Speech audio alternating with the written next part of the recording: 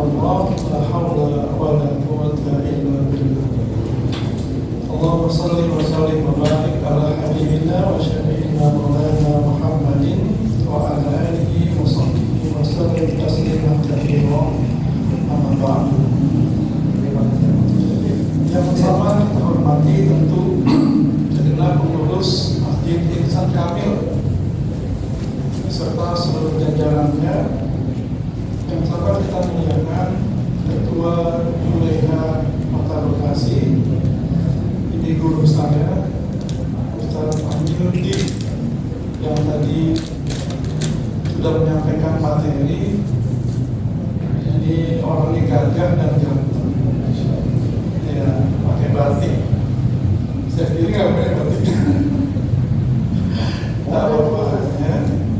Kemudian juga yang sama kita bekerja seluruh pengurus DPD Juleha Kota Bekasi dan juga para peserta hadirin pelatihan jurus murid halal di Kota Bekasi yang insya Allah kita semua nanti mendapat rahmat dari Allah Subhanahu Wa Taala. Pertama tentu bersyukur kepada Allah Subhanahu Wa Taala, berselawat kepada Nabi kita Muhammad SAW.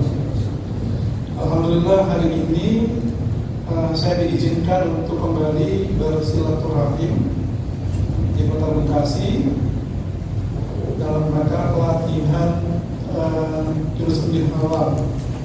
Sebenarnya lebih cari siapa yang lebih berhak untuk menyampaikan materi. Kalau di Bekasi ini ada guru saya juga, Ustaz Ahmad Muhyiddin. Itu pakarnya itu. Ya, tapi diminta yang jauh, yang mungkin dia rolling gitu. Ya.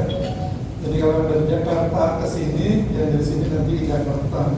Tapi insya Allah tentu tidak lain ada dalam rangka kita silaturahim, nyambung persaudaraan. Dimanapun yang namanya Juleha, kita adalah bersaudara, ukhuwah, ya. Kalaupun nanti ada yang lain di samping Juleha, ya sama ya.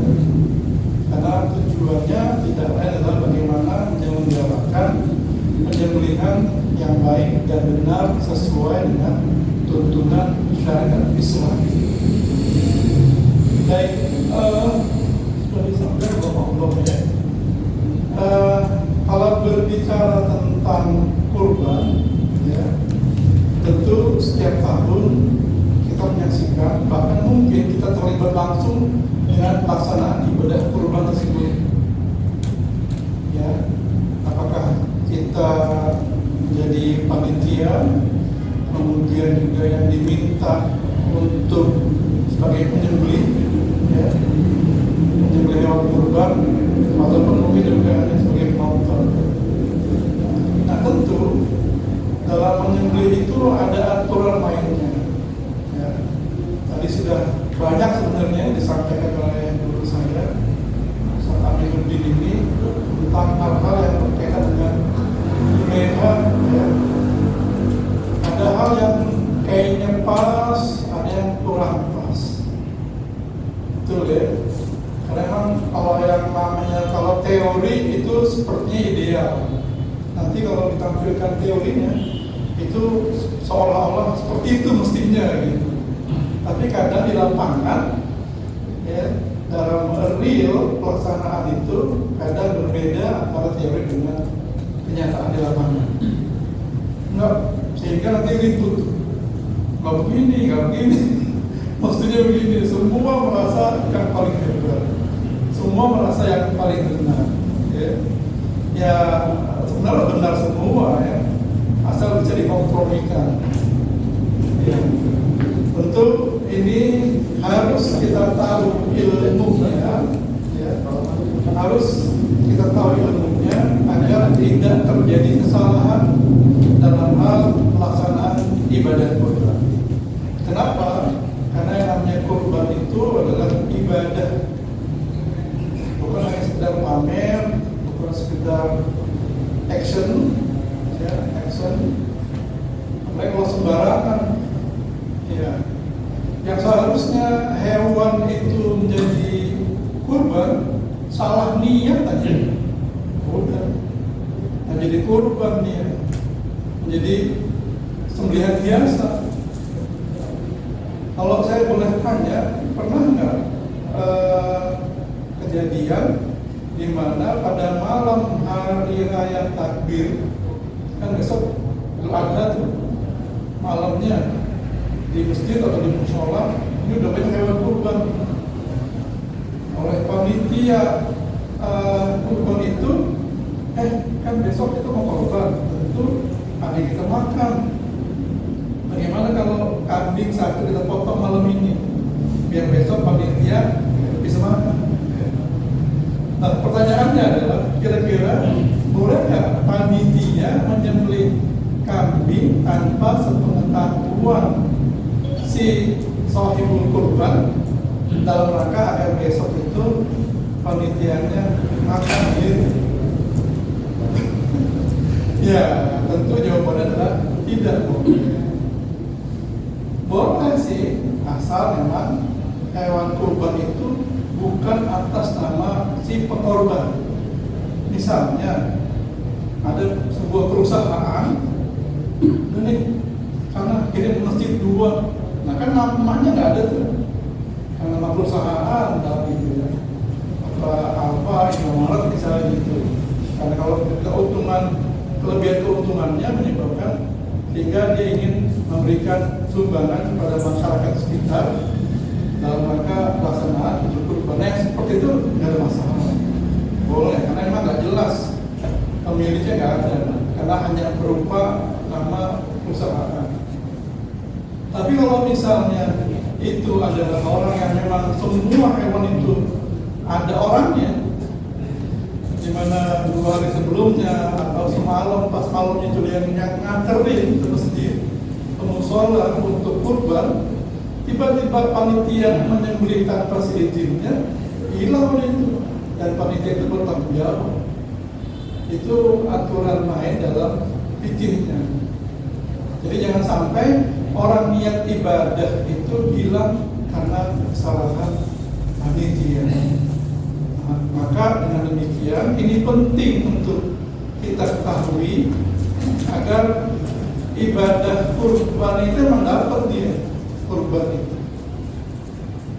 Itu contoh kasus, satu kasus contohnya, walaupun nanti banyak hal. Baik, karena sudah siap slide-nya, ini tadi udah, jadi saya nggak perlu mengulang doanya. Baik, dalam bahasa fikih, dalam bahasa Arab, menyembelih itu ada az-zabhu, ada az-zakah, ada an-nahr. Ini kalau pakai bahasa fikih ya, zabah, kemudian zakah dan nahr. Ya. Itu artinya menyembelih hewan. Nah, untuk az-zabah, az-zakah, an-nahr intinya sama semua. Cuma perbedaannya itu adalah az-zabhu wa zakah itu untuk hewan-hewan kerbau, sapi, kambing. Kalau nahr itu untuk unta. Ya, karena di Indonesia nggak ada unta, jadi nggak bisa untuk praktek menyembelih unta ya. Kenapa? Karena kalau kambing, kerbau, sapi kan didubrin tuh, kemudian disembelih di ujung lehernya, itu namanya az-zabhu, az-zabah atau az-zakah dalam bahasa fikih. Kalau an-nahr bukan di ujung leher sini, karena leher onta itu panjang, maka dia dekat dada ini. Kalau yang pernah lihat video bagaimana orang Arab nyembelih onta kayak gitu, main tebas lah. Memang ya kelihatannya kejam juga ya. Onta lagi diri, ambil pisau langsung saya udah darah motor kemana-mana. Kalau di kita kan enggak kan? Ya karena memang nggak ada onta. Kalau di kita kelihatan kejamnya itu pada saat merubuhnya itu. hari ini sampai jatuh, berat, udah jatuh, dipelintir lah sama kepalanya itu, berat. Ya gimana? Kan kalau tuh kambing sapi bisa dielus-elus tidur ya tidur enak. Ya karena nggak bisa begitu ya mau akhirnya ya seperti itu. Udah jatuh, kemudian ditindihin, ayo tindihin, ya nggak bergerak. Bahkan ada yang sampai kakinya itu udah terikat, masih ditambahin pakai bambu, pakai kayu. Pernah lihat videonya itu ya, bagaimana orang itu agar tidak berontak itu sapi udah diikat, dipakein bambu, masukin kakinya yang 4 itu, ditindihin ada di atas, dudukin itu, Masya Allah. Ini udah jatuh, udah selesai, nggak usah. Kecuali kalau yang mau ini tenaganya gerak, kuat. Orang udah jatuh, belat, udah menang kiblat, udah siap. Ini kadang ada tambahin. Allah karim. Nah, yang hal-hal yang seperti itu yang kita lihat di lapangan sepertinya kurang pas. Ya. Jadi tidak ada namanya keselamatan, kesejahteraan hewan. Ya. Padahal kalau ketentuan itu falyurih zabihatan. Ada hadisnya itu falyurih zabihatahu, itu buatlah senyaman mungkin hewan itu agar dia bisa nyaman pada saat akan dilaksanakan pemotongan atau penyembelihan. Nah, ketentuannya adalah apa yang harusnya putus, ya. Yang harus putus itu adalah ada mani. Jadi saya nggak punya fotonya, mungkin dia ada fotonya. Ada mani, ada hulqum, tambah lagi wajidain.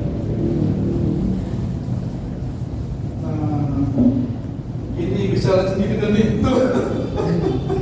Yang mana mari, yang mana hulqum, yang mana wajidain. Bisa agak maju yang belakang agak bilang. Iya, kalau Bapak begini. Ada saluran makanan, ya. Jadi kemudian namanya mari. Ada saluran nafas, namanya hulqum. Ada yang ini nih, kiri kanan, namanya wajidain. Ya, kalau ini minimal ini dan ini terputus sudah sebenarnya. Nggak perlu tambah lagi.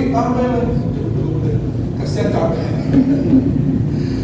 Pernah nggak lihat orang potong itu bergetar, proposal gergaji itu?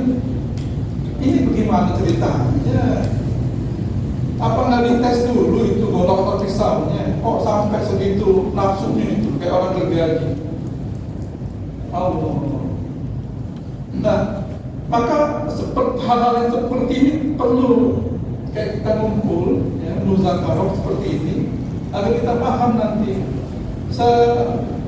apa standar ketajaman agar hewan itu tidak tersiksa pada saat penyembelihnya itu menyembelih hewan itu. Yang bagus memang kalau bisa 1 kali. Apakah dia mau sistem tarik atau dia sistem dorong, maksimal 3 kali. Kalau misalnya nggak yakin 1, 2, 3. Tapi kalau 1 kali yakin udah putus, sudah. Jadi seorang penyembelih itu, ya, maka dia harus punya standar keterampilan dalam hal menyembelih itu. Jangan dengerin tuh penonton, tambahin, Allah. Orang udah mulai masih tambahin aja. Emang mau semana lagi? Mau sampai putus walanya, lehernya, gitu. Nggak usah kan? Kalau dia udah terbelah itu, hulqum, mani, sudah. Nah, kalau saya sistemnya tarik. Walaupun nanti kadang juga mendorong, itu nanti akan dilihat kondisi lehernya. Kalau kondisi leher hewan itu miring, saya tarik. Tapi kalau nanti kondisi lehernya damak ke atas, saya dorong. Nanti udah semua udah bisa kan motong ya. Sebenarnya nggak perlu diajarin lagi udah bisa. Ya, baik lanjut. Ya, intinya adalah semua yang bisa menumpahkan darah nanti itu, alat untuk menyembelih itu bisa pisau, bisa kaca, bisa bambu. Ya. Yang nggak boleh adalah kuku dan gigi taring, itu yang nggak boleh. Selain itu silakan. Baik. Ini definisi menurut ilmu fikih. Nah, yusbah menanam apa yang disembelih daripada binatang ternak. Karena ketentuannya adalah binatang yang disembelih itu unta. Di sini nggak ada. Kecuali binatang. Kemudian lagi sapi, kemudian kerbau, kemudian kambing. Kambing ada dua, ada kambing domba, ada kambing biasa, kambing cacang.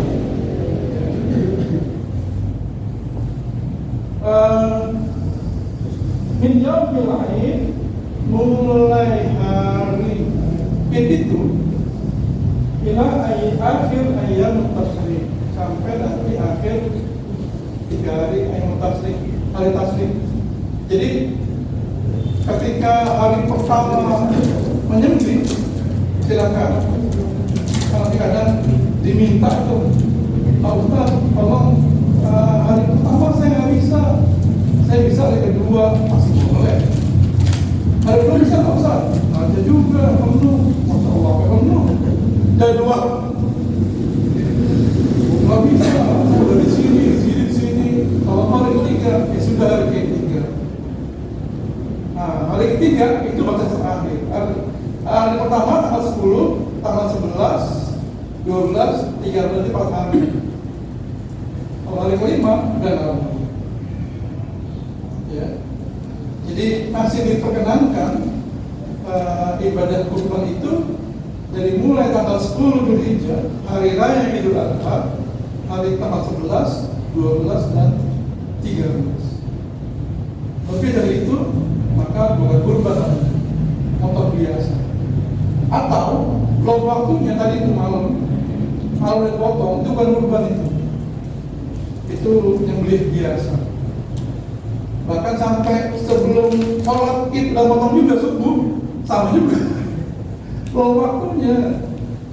Jadi ketentuan fikihnya itu adalah karena ini adalah ibadah udhiyah dilaksanakan pada sholat duha, ya, maka sholat id dulu selesai, baru itu menyembelih, maka itulah disebut dengan ibadah kurban. Baik, ya lanjut. Sama aja ya. Ya, tujuannya adalah agar dengan menyembelih itu hewan itu menjadi nikmat, lezat, tatayub baik. Ya. Nah, dalam fikih penyembelihan itu dikatakan halal, hewan itu dikatakan halal untuk dikonsumsi.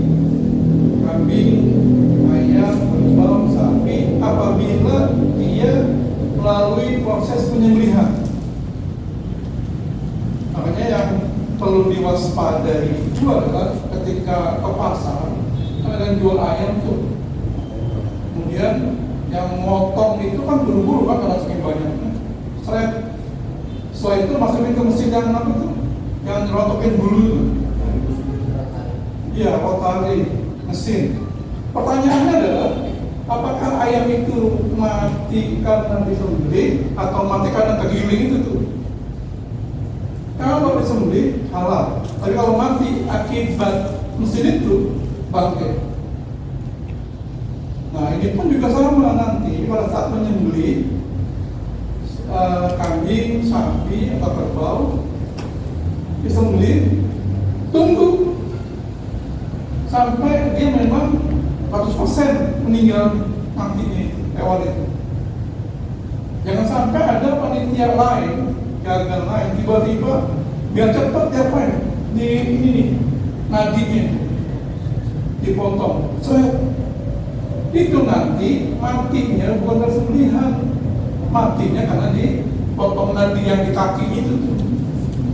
Kenapa dipotong? Biar cepat Pak Ustaz. Kan dari sini kita mau pindah ke sono, Allah jadi tanggung jawab itu. Jadi kalau hewan itu disembelih bukan karena sembelihan, maka itu nanti menyebabkan hewannya menjadi bangkai. Gimana untuk makan bangkai? Iya, ulimam alaikumul maitata waddama. Ya. Haram, nggak boleh makan bangkai. Maka nanti tolong seluruh petugas penyembelihan itu selesai menyembelih agar dapat memastikan hewan itu mati dengan sendirinya. Lama Ustaz, ya apa? Ya sampai dia meregang nyawa selesai karena akibat sembelihan, bukan karena akibat ini cepat-cepat itu dipotong urat nadi yang di kaki 4 itu. Cepet emang benar nggak matinya akibat sembelihan atau jangan-jangan matinya karena itu. Ya, nanti ini tolong juga sampaikan ke panitia. Pertama adalah jangan menyembelih pada waktunya. Satu itu yang perlu dilakukan ya. Jadi kalau malam nanti ada yang memotong, pilih mana kambing yang bukan kurban, kambing hadiah dari perusahaan, atau mungkin panitianya kalau nggak mau repot patungan beli daging aja di pasar gitu. Kalau yang mau besok mau makan di panitia habis kerja capek mau makan biar lauknya itu udah ke pasar aja dah, daging itu aja deh. Soalnya ini kambing semua kambing kurban, bukan kambing kita. Ya, jadi panitia kurban itu bukan sahibul kurban, dia hanya wakil. Ya. Jadi yang menentukan kurban itu adalah mudhohi, sahibul kurban. Panitianya perantara yang diwakilkan untuk melaksanakan penyembelihan.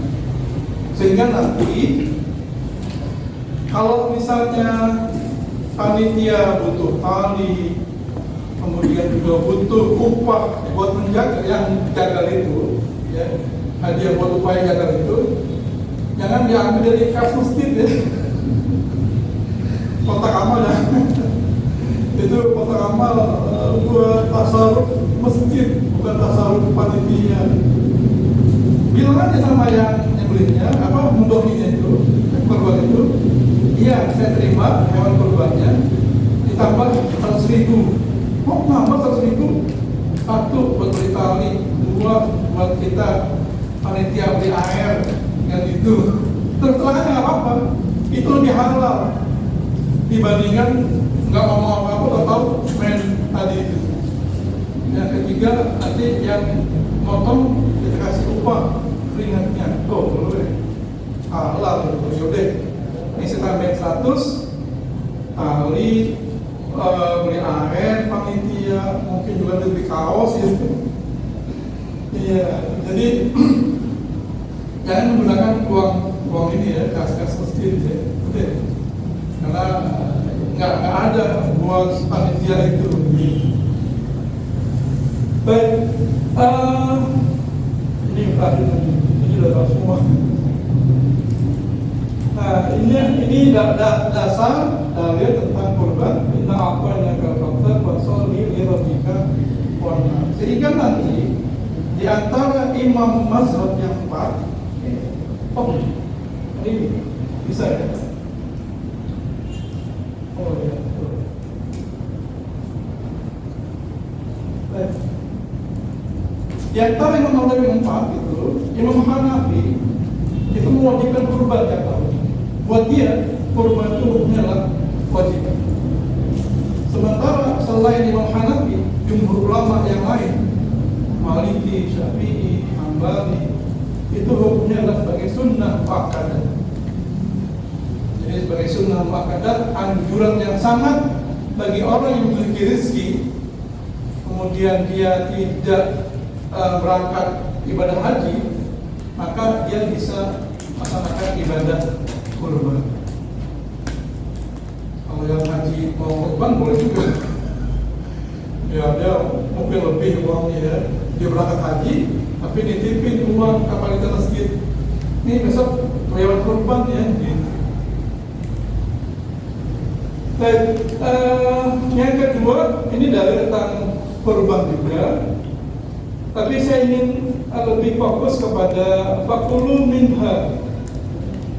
Fakulu minha itu artinya kalau hewan kurban itu silahkan sahibul kurban menikmati daging kurbannya. Fakulu minha, silahkan makan.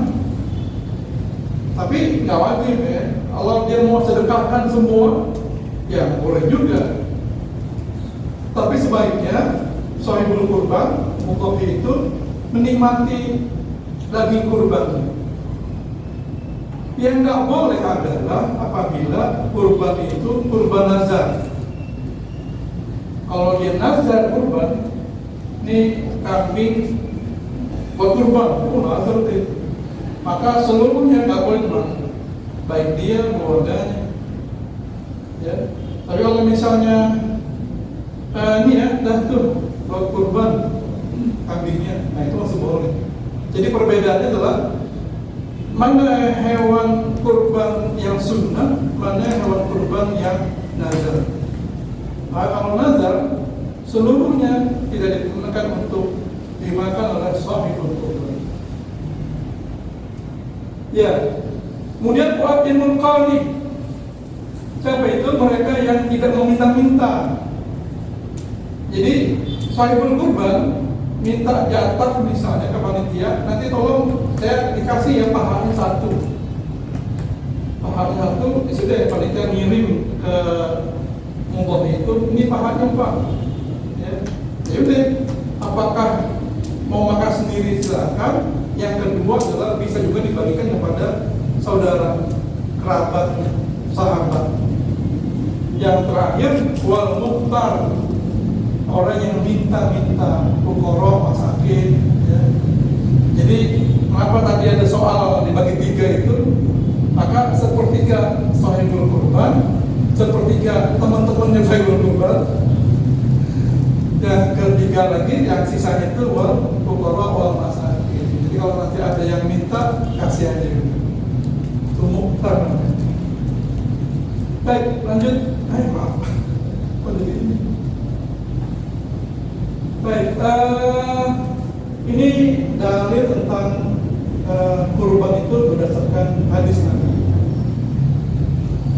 Ya, ma'amil Adam yang menahar tidak adalah amal anak Adam itu nanti pada hari Id, ya, illa min khiraqatid dam.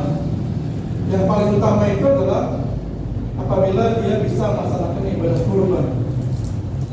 Jadi amal utama pada hari raya Idul Adha ya, sampai ayat tasyrik bagi kita yang pertama melakukan ujian tinggi haji ya, tentu biayanya lebih mahal lagi. Di bawahnya lagi kurban itu kambing untuk satu orang, kerbau dan sapi untuk tujuh orang.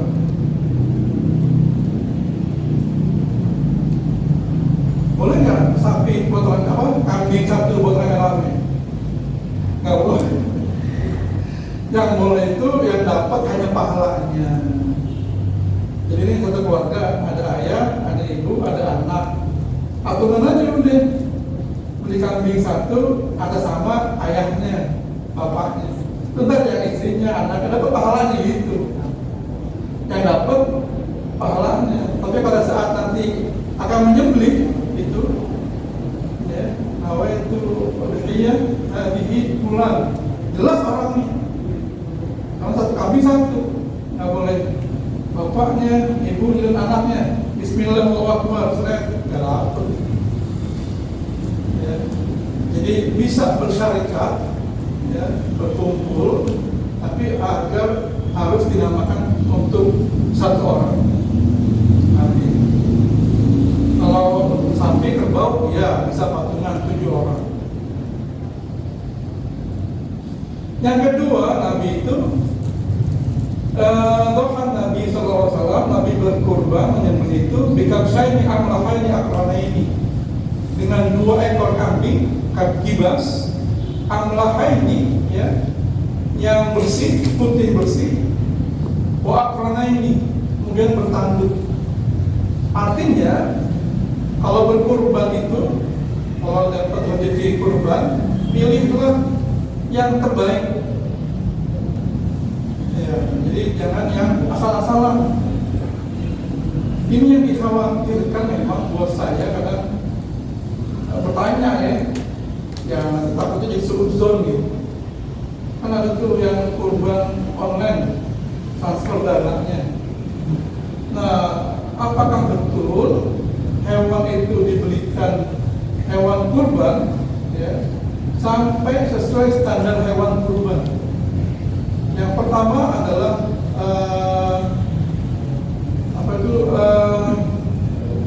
yang sudah umur 2 tahun, kemudian tidak ada cacatnya. Saya khawatir dengan jumlah yang transfer itu jutaan orang misalnya, atau ribuan orang, sementara kambing cuma ada 100, atau sapinya nggak mengcover yang kurban itu. Akhirnya dibelikan ya Allah, yang penting kami ada kambing kerbau gitu. Padahal itu nggak sesuai, yang belum waktunya untuk ibadah kurban. Maka yang paling baik, ya contoh Nabi kayak gini. Dohan Nabi berkurban, ya, sendiri, ya. Wara'aituhu, dan saya melihat, menurut Anas dalam itu, yang bahwa dia di Nabi menyembelih hewan kurban 2 ekor kambing itu sendirian. Makanya di sini sebaiknya yang menyembelih itu adalah mudhhi, si sahibul kurban, bukan panitia. Makanya nanti panitia pada saat ingin menyembelih, tawarkan, mana nih yang punya kambingnya? Saya Pak Ustaz, potong sendiri ya.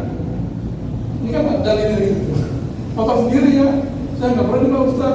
Ya sudah, saya wakilin ya. Iya. Nah, saksiin. Jadi saya berkurban menyaksikan hewannya sendiri itu lagi sedang disembelih itu. Oh iya. Ya sudah. Jadi muncul syiar. Ya. Syiar. Warna itu, dan saya melihat Nabi itu wabi'an qadalahu ala sifatihima. Nabi setelah menyembelih itu meletakkan kakinya, ya, di atas hewan itu. Tapi kambing ya, bukan sapi. Ini kan kabsyaini, 2 ekor kambing. Jadi kalau ikut sunnah Rasul, ya sudah, kakinya dinaikin ke hewan itu. Itu kalau nyampe sendiri. Tapi kalau yang panitianya komplit, pegangin kakinya, pegangin palanya, sudah, nggak perlu repot, nggak perlu nginjek-nginjek. Ya, jangan sampai udah kambingnya kecil, diinjek, orangnya gemuk kayak saya gitu, habis tuh kambing meter. Jadi aman gitu loh. Udah pegangin kakinya, yang 4, yang 1 pegangin kepalanya. Kalau emang tuh kambing kupingnya agak panjang, ya kan ada kambing panjang kuping itu, tutup matanya. Sehingga dia nggak menyaksikan panggagalnya itu, yang beli itu lagi ngosrek di atas. Dan itu juga nggak boleh. Ada kan tadi lagi nganggur, ngobrol, rokok, ngopi, begitu mau nyuruh motor baru ini. Ngapain aja dari tadi? Iya tadi itu, tapi ngobrol, ngopi, kalau saya pastiin apa bilangnya itu aja. Jangan pas sudah baru lagi di atas. Nih, lihat pisaunya nih ya, tajamnya ya. Allah, itu nggak ada adab. Tidak ada adab sama sekali. Ya. Nanti Anda di situ, ya. Wassallallahu wa kabbaro, ya. Nabi membaca bismillah dan bertakbir. Bismillahi Allahu akbar. Tentu nanti di samping membaca basmalah dan bertakbir, dia harus niat. Nawaitu an asbah hadil udhiyah. Saya niat menyembelih hewan ini. Kalau yang mau sendiri, ya udah buat saya. Bismillahirrahmanirrahim. Tapi kalau yang wakil, bulan. Ya, saya niat menyembelih hewan ini atas nama bulan. Jangan salah niat. Ya, atau jangan nggak diniatin. Karena penting niat itu kan. Innamal a'malu niat. Sah tidaknya ibadah itu karena niat. Wudu nggak niat, ya cuma cuci muka. Apa yang tadi? Wudu niat nggak? Enggak. Mandi junub nggak niat, sah nggak mandi junubnya? Enggak. Nah, sama dengan ibadah kurban, penting juga nih. Jadi jangan sampai lupa. Kalau emang nggak hafal ya ada tulisannya, bacaannya. Atau kalau nggak mau repot, tolong bacain ya. Ini adalah sapi atas nama bulan bin bulan, bulan bin bulan, bulan bin bulan. Sehingga si jagal itu, penyembelih itu tinggal Bismillahi Allahu Akbar. Selesai.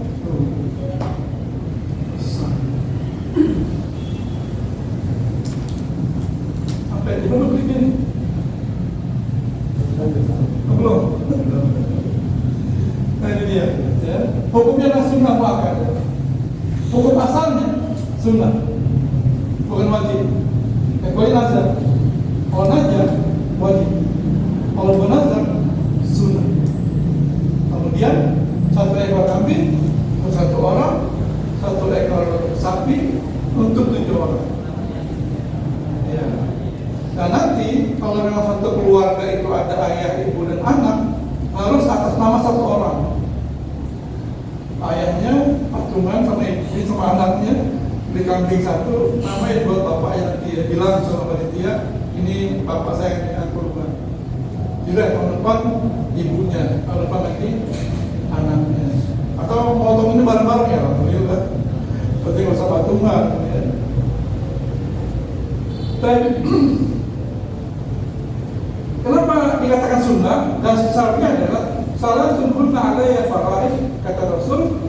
Yang 3 ini buat saya sesuatu yang harus dikerjakan oleh Nabi. Sementara wahunna lakum tahu buat umat ya, umat Nabi, buat kita nih hukumnya adalah sunnah. Apa itu? Yang pertama adalah kata Rasul an-nahar. Yang tadi itu kurban, menyembelih hewan kurban. Buat Nabi itu dia mesti ya. Buat kita hukumnya adalah sunnah, dan sunnah yang muakkadah, sunnah yang sangat diperlukan, yang sangat dianjurkan. Yang kedua, Nabi tidak pernah ninggalin sholat witir. Nah, besok kan terawih itu, terawih witir kan tuh ya. Iya, nggak usah berdebat. Apakah Nabi witir atau terawih? Ya sudah. 2 rakaat duha dan juga 2 rakaat sholat duha, Nabi nggak pernah ninggalin. Kalau buat kita nggak apa-apa karena sunnah. Ya. Yang ngerjain alhamdulillah, yang enggak ya nggak dapat. Gitu aja. Syarat orang berkurban pertama Islam jelas. Ya, agar diterima ibadah itu maka dia beragama Islam. Ketika ada anak, ada keluarga yang non Muslim dia ingin berkorban, maka dia bukan hewan kurban. Nah yang seperti itu tuh boleh tuh malamnya dipotong tuh. Ini dapat hadiah nih dari tetangga saya nih, dia non Muslim, kasih kambing. Yaudah, itu yang potong buat malam itu. Buat besok pagi makan panitia. Kan agamanya bukan Muslim ya, non Muslim. Jadi nggak salah. Yang kedua bebas merdeka, yang ketiga balik, sebaiknya balik. Ya, sudah balik. Yang ketiga, yang keempat berakal. Yang kelima mampu berkorban. Siapa itu orang yang mampu? Adalah orang yang bisa memenuhi kebutuhan pokoknya untuk dirinya sendiri dan orang yang wajib dia nafkahi. Pada hari raya Idul Adha sampai Yaumul Tasyrik, dan dia memiliki dana yang cukup untuk menyembelih hewan kurban itu. Walaupun nanti dia juga boleh uangnya, sekarang saya nggak punya uang, tapi niat kurban sih udah pengen bener kurban. Jadi deh, saya ngutang deh, boleh nggak korban ngutang gitu? Enggak. Boleh? Enggak? Udah susah kurban itu. Iya, udah susah korban. Iya. Nah, di sini memang ada banyak berbeda pendapat, ya. Ada pendapat, jangan udah kalau mampu pakai gaya-gaya kurban lagi gitu. Tapi kalau misalnya dia memang bisa membayar utang itu, saya nyicil ya 10 bulan, dapat nih kambing 6 juta tiap bulan selama 10 bulan itu saya akan bayar 600.000 potong gaji saya. Dapat boleh. Karena udah pasti. Ya risikonya tiap bulan potong gaji 100.000. Dapat nggak? Boleh nggak? Iya, tidak sampai haram, nggak juga gitu. Ya nanti tinggal mengukur kemampuan. Kalau memang tidak punya untuk bisa membayar hutangnya itu, ya jangan. Tapi ketika dia mampu dan pastikan ada dana yang bisa diangsur cicil hutang itu untuk dia kurban tahun ini, maka silakan. Nah ini dia pendapat daripada Pak Pasar lewat tadi ya. Ini waktunya. Inna awwala ma nabda bi yaumina hadza an-nusallisul madhaji. Ketentuan waktu untuk kurban itu adalah hari ini, yaitu hari raya Idul Adha.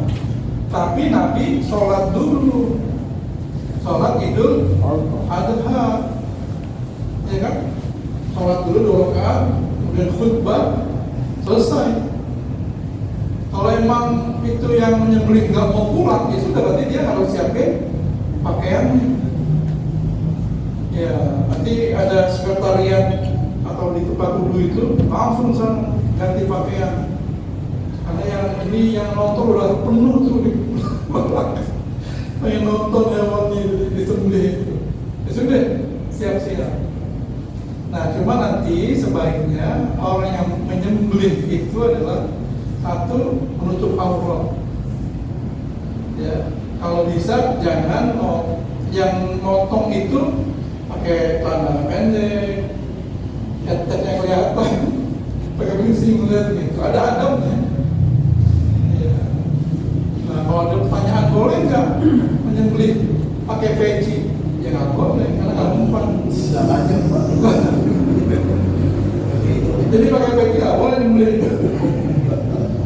Kalau pakai peci pada saat akan menyembelih, nah itu boleh. Tapi kalau menyembelih pakai peci, nggak boleh. Nggak mempan, gimana pakai peci? Summa nanti panahan. Jadi Nabi itu sholat dulu, pulang ke rumah, balik lagi, nonton gitu. Iya. Waman fa'ala dzalika asaba sunnatun. Kalau dia melaksanakan itu, jadi menyembelih itu setelah selesai Id, ya, maka dia dapat tuh kurban.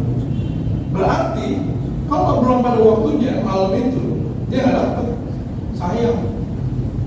Orang udah nitip, saya udah nitip ke panitia, tolong yang ini kurban saya. Katanya panitianya salah penanganan, karena nggak paham untuk bikinnya. Akhirnya jadi daging biasa, nggak jadi.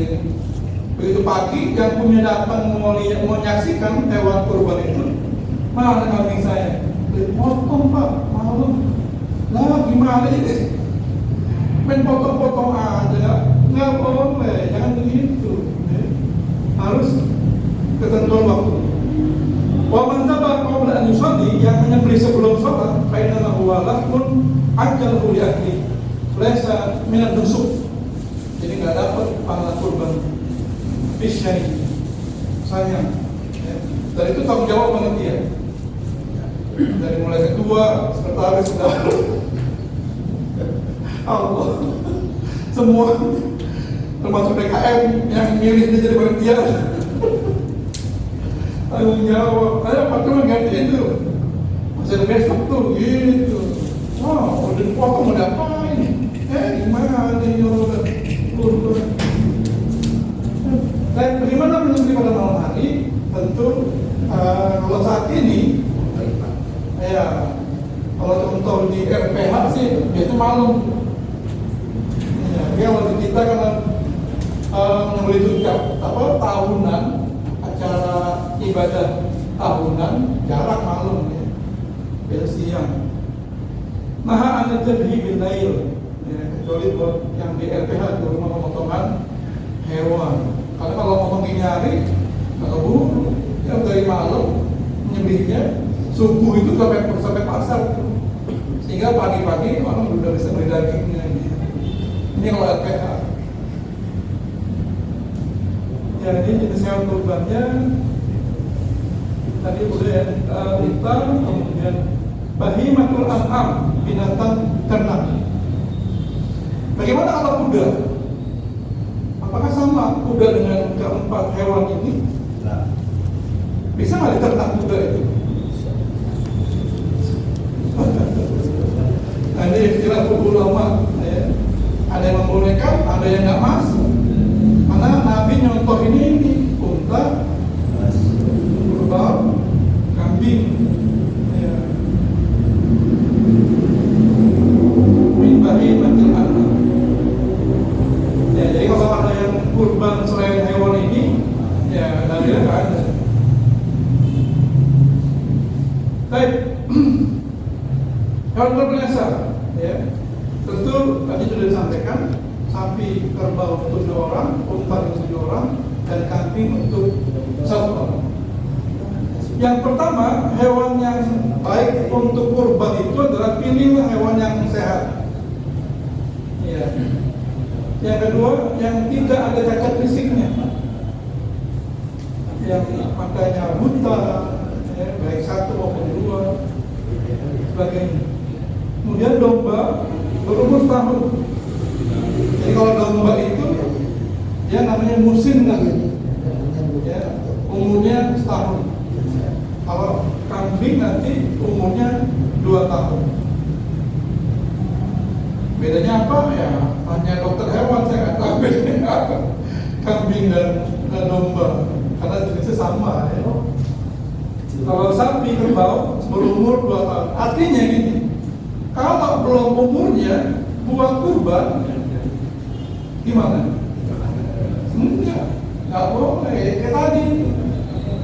Ya, jangan sampai nanti uangnya udah diterima, begitu mau dibeli hewan yang nggak ada, akhirnya itu apa yang jual hewan gitu. Nah itu yang dikhawatirkan. Akan lebih baik sebenarnya kalau emang kita niat kurban, ya sudah ke tukang penjual hewan itu kita beli, ya, apakah mau dititip di situ atau mau langsung diantar ke panitia.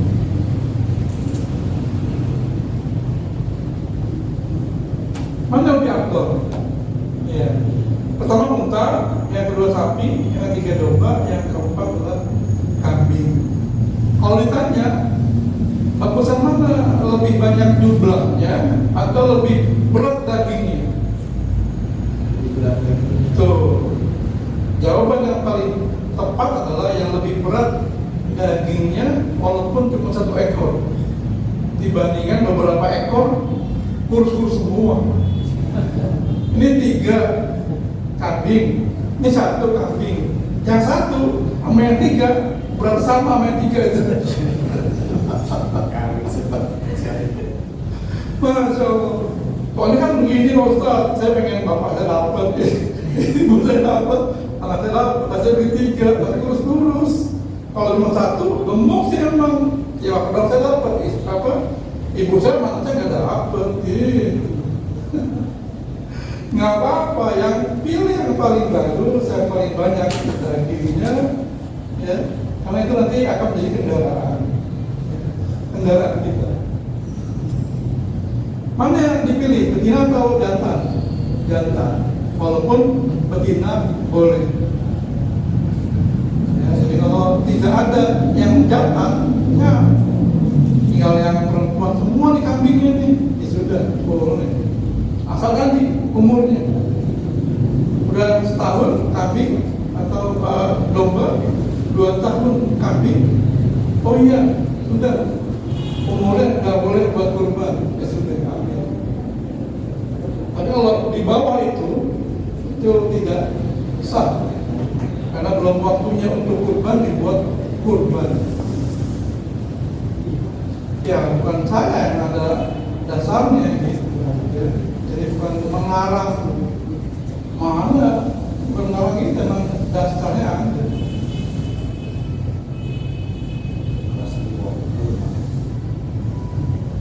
Ini peta ketentuan berapa jumlah tadi udah, ya. Nah ini saya akan menarik ke jenis hadis ini. Aisyah Rasulullah Amarul bikabsin akron. Suatu saat Nabi pernah memerintahkan kepada Aisyah untuk tolong ambil tuh kambingnya yang bertanduk. Fa'atabihi. Lalu istrinya ini kasih ini yang keluar kambingnya. Yaudahi untuk kurban.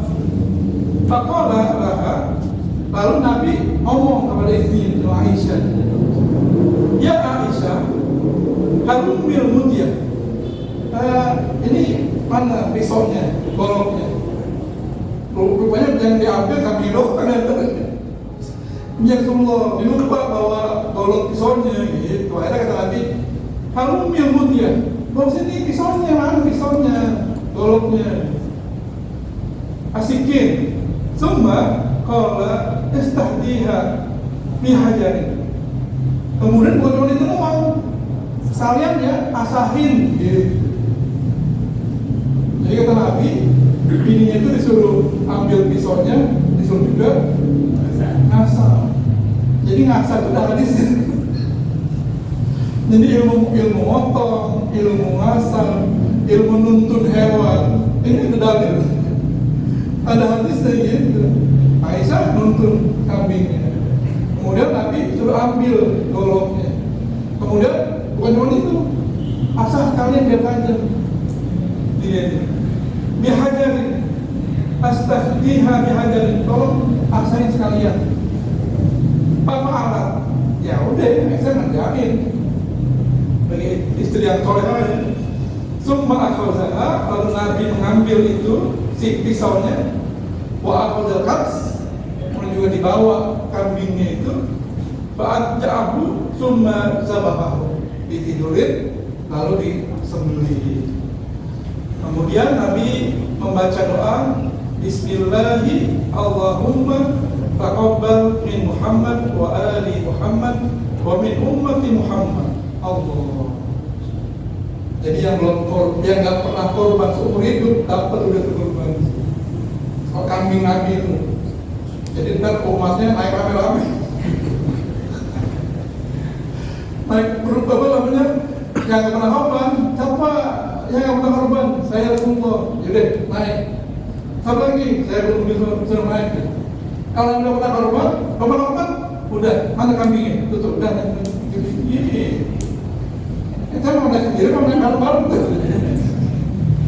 Rombongan gitu pertanyaannya. Kalau mau naik rombongan silakan. Tapi kalau mau naik sendiri, korban gitu. Nah, kemudian mau yang bagus, mau yang jelek. Kalau pengen yang bagus, ya beli hewan yang bagus. Kalau banyak hewan yang paling bagus. Kalau yang jelek ya udah apa adanya. Iya. Ya habis mahal ya. Ya lumayan kalau yang kambing biasa kan mungkin 3 juta, 4 juta, makanya sampai kambing itu Tawar, hah? kambing itu tawar. Iya, tawar boleh.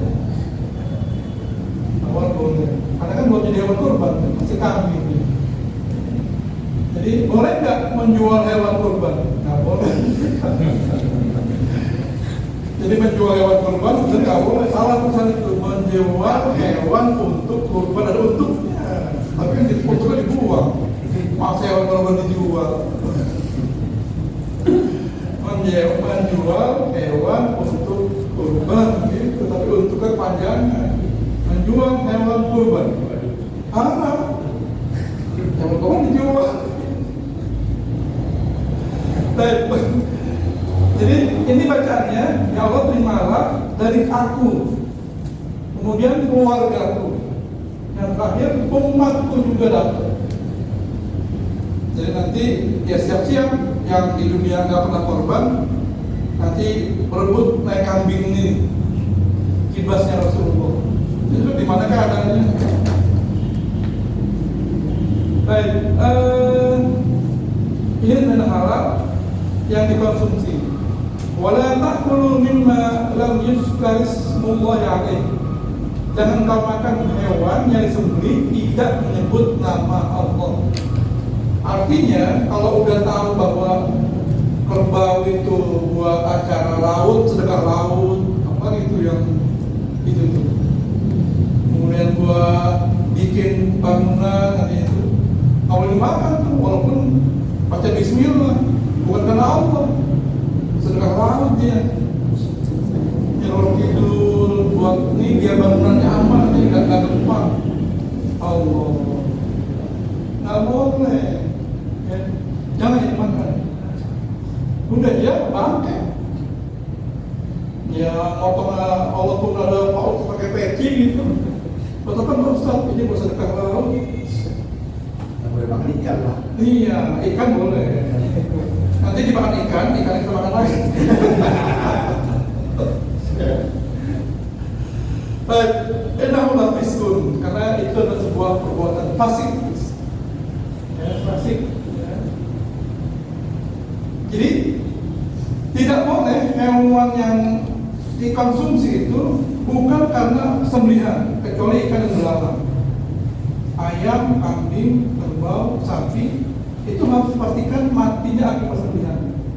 Kayak tadi itu, ya tolong diperhatikan. Kalau istri kita ke pasar, kalau istri kita pengen makan ayam nih kok di rumah, ayam mati pada ayam mentah gitu, ayam goreng gitu ya.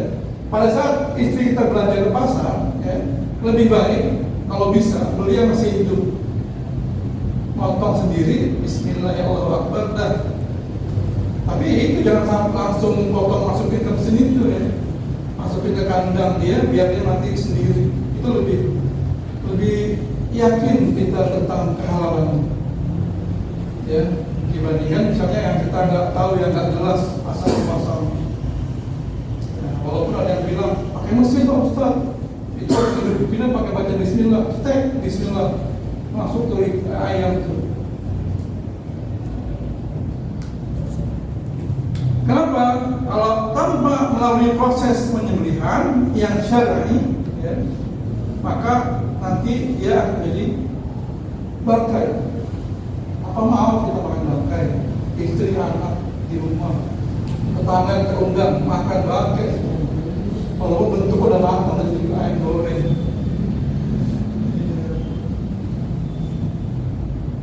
Nah ini ada menyembelih korban-korban, ya. Nah ini dia. Sebaiknya yang menyembelih itu adalah sahibul kurban, mudhaffi. Jadi kalau kita nanti kurban, itu dari kita sendiri. Ya.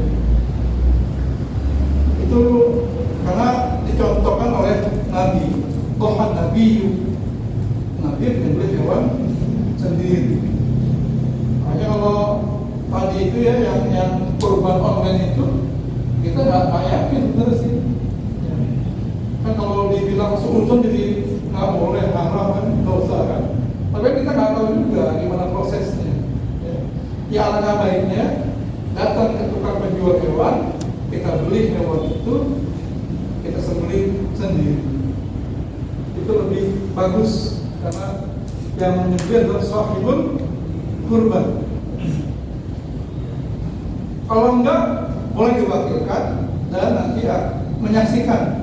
Kalau dia nggak berani menyembelih, ya sudah diwakilkan ke panitia kurban, tapi dia harus hadir melihat hewan kurban. Jangan sampai salah nanti. Kita beli yang kurus, begitu motong yang gemuk, Pak ini kami saja gemuk. Pinter juga. Beli yang kurus, kita yang gemuk, ya aku yang kambing. Yang lupa, waktu itu beli malam-malam, ini kok gemuk nih. Baik, menggunakan alat sembelih yang tajam. Ya.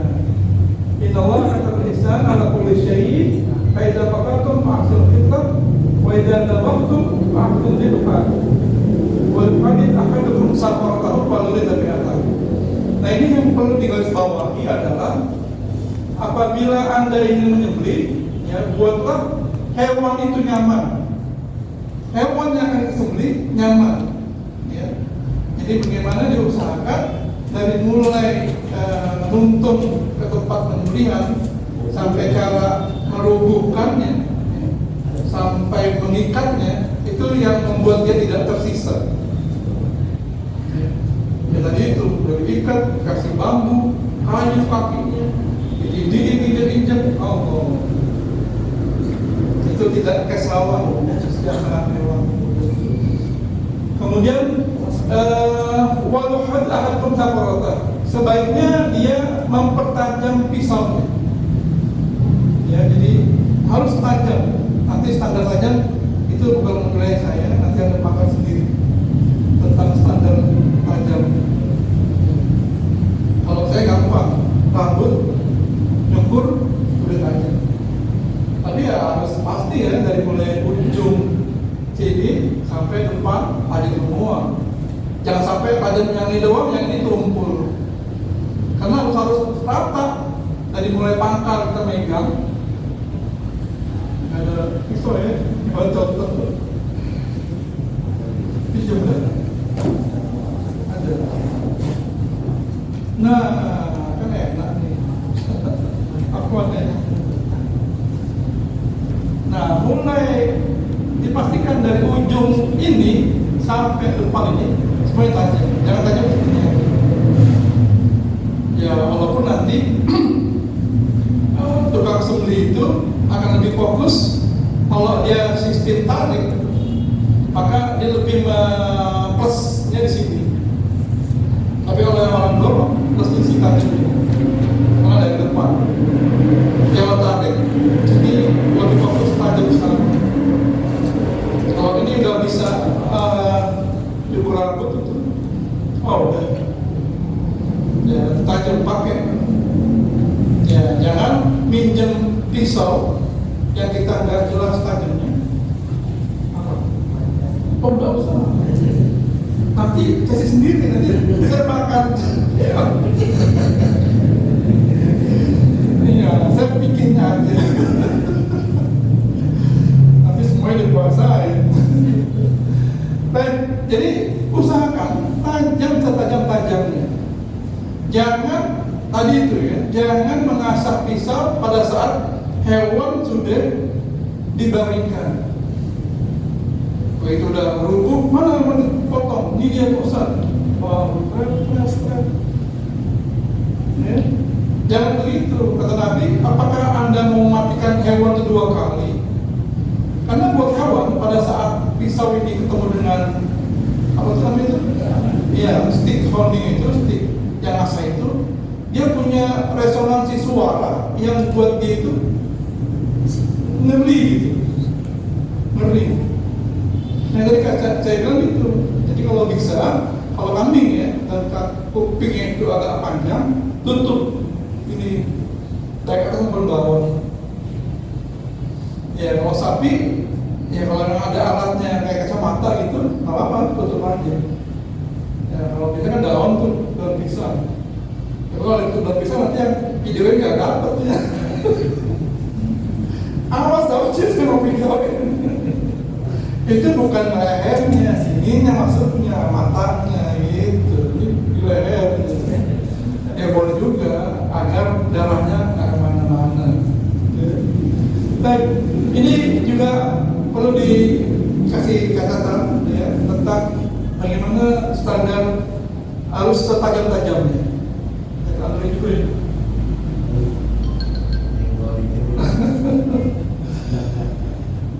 Baik, nah ini dia Amar Rasulullah bihad safar. Nabi memerintahkan untuk mengajarkan pisau, betul memang. Tapi wa antuwari anil bahaim. Tapi jangan memperlihatkan hewannya. Jadi mau mengasah itu, makanya kalau sebaiknya seorang jagal penyembelih itu dia punya pisau cadangan, jangan cuma satu. Ini yang dipakai buat motong, selesai, cuci, taruh, tes dulu. Kalau mau tajam, masih boleh pakai ini. Tapi kalau ini udah nggak tajamnya turun, istirahat, ganti yang baru. Yang ini semua, kambing seadanya pakai ini, kerbau seadanya ini semua. Yang pertama iya potong tajam, kedua tajam, begitu yang ke 10, 11, udah mulai ini dia, otot tangannya. Iya. Baik, yang kedua adalah menghadapkan hewan ke kiblat. Wajah Nabi jabihatahu ila kiblat. Nabi menghadapkan hewannya itu hadap kiblat. Ini kalau memungkinkan. Kalau tidak memungkinkan, ya sudah. Saya coba menghadapi kiblat itu sana hadapnya. Ada dapat, kalau sempit. Dia minta motongnya di rumahnya. Tadi waktu di masjid karena penuh gitu kan, dia nggak mau di masjid katanya penuh. Atau kenapa nggak mau di masjid? Takut nggak dapat. Iya, kalau hewan ini dagingnya saya mau kasih tetangga-tetangga saya, saudara saya gitu. Jadi kadang saya datang masjid atau kemarin, saya nungguin di rumah, dia ini nggak dapat gitu. Sudah deh, kalau ini saya motong di rumah aja. Begitu motong di rumah, sempit rumahnya. Akhirnya untuk menghadap kiblat, hewan itu nggak dapat disebut. Jadi bukan sesuatu yang harus untuk menghadapkan kiblat kalau memang kondisinya tidak memungkinkan. Kalau kondisi memungkinkan, silakan menghadap kiblat. Ya, kanan palanya, jadi Bismillahirrahmanirrahim. Namun ini udah menyebut nama orang yang jadi tujuan dikurbankannya hewan tersebut. Ya, jadi saya niat menyembelih hewan kurban ini atas nama bulan. Nggak mesti bahasa Arab. Jadi nggak mesti nawaitu an-akbah hadil udhiyah. Saya nggak apa urusan bahasa Arab. Saya bisa bahasa Indonesia. Ya udah bahasa Indonesia aja. Sah nggak? Sah. Sholat boleh nggak pakai usolli fardu? Boleh. Tapi apakah itu bagian sholat? Bukan. Bagian sholat itu nanti pada saat takbiratul ihram itu dibarengi saya niat sholat gitu. Dan jelas johor asar. Kalau begitu Allahu Akbar asar, katanya johor ulang lagi. Kalau udah motong apa jadi ulang ya? Ini yang perlu konsentrasi juga. Makanya sebagai seorang yang penyembelih itu jangan kebanyakan itu ya, ngobrol gitu. Ya alangkah baiknya sambil menunggu giliran untuk menyembelih itu mengasah, ya, diskusi yang baik sebagai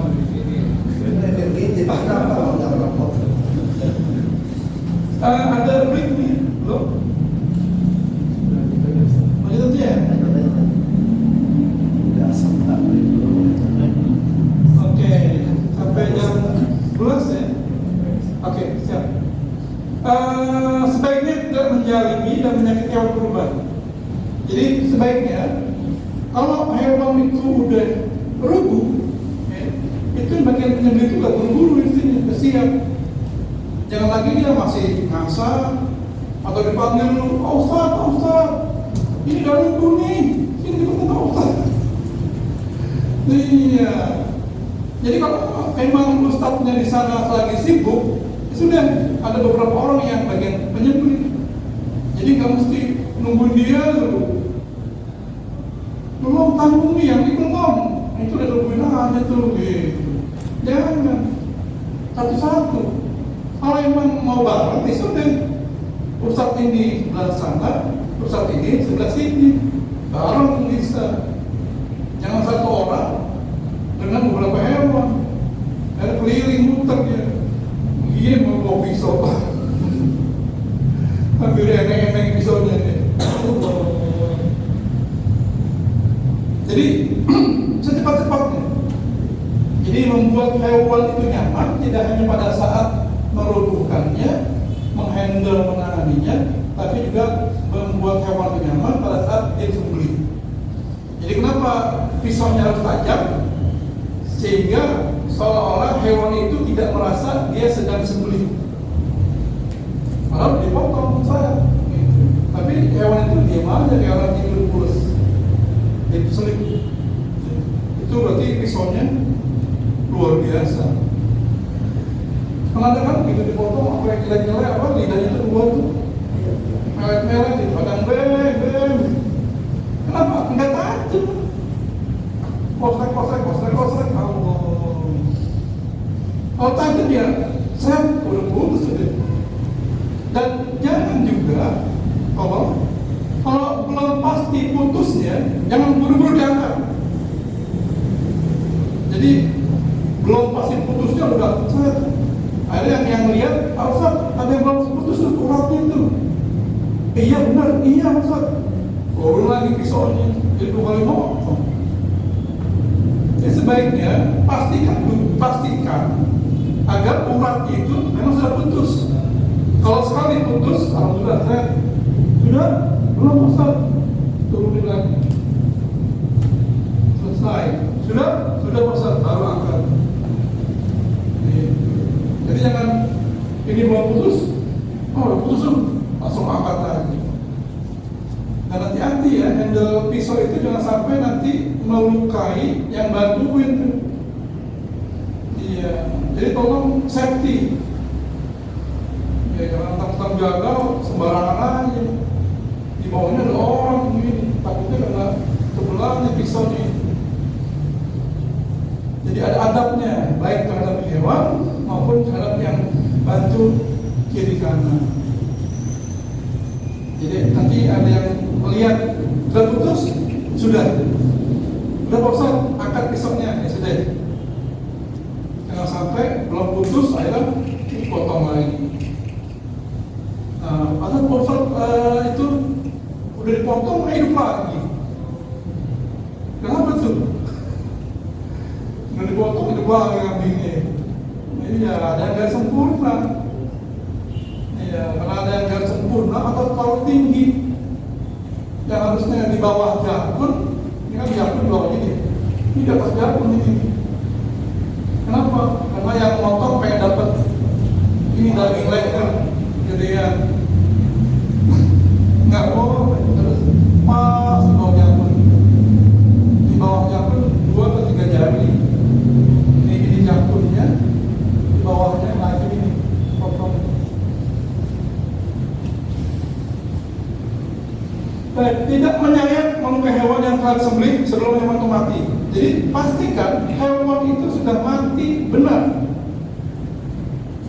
Apa ciri-cirinya? Matanya udah nggak kedip-kedip, buntutnya begitu diangkat, dijatuhin, perut lemes.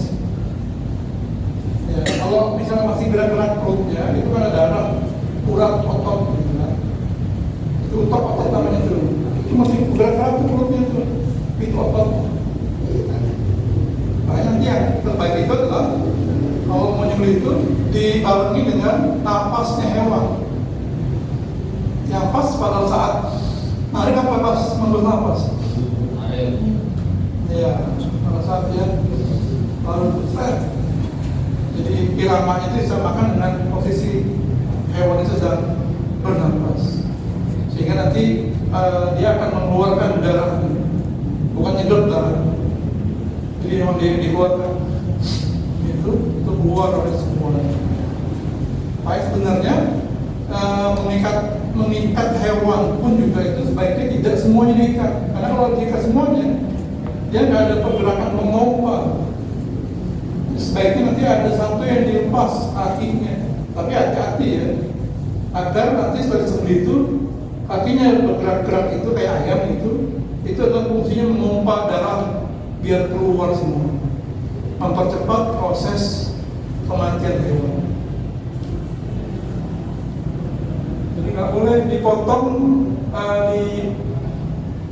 kuliti apabila dia belum mati benar. Orang masih gerak-gerak, panitia, tarik, pindahin. Apa sih begini? Nggak usah, biar sampai mati beneran, baru pindahin. Itu nggak apa-apa, dia nunggu itu. Yang mau dipotong selanjutnya, biarkan dia nunggu. Tapi jangan dilihatin juga ya. Kalau bisa ada penghalang antara hewan yang disembelih dengan hewan yang belum disembelih, biar kita melihat waktu temannya dipotong.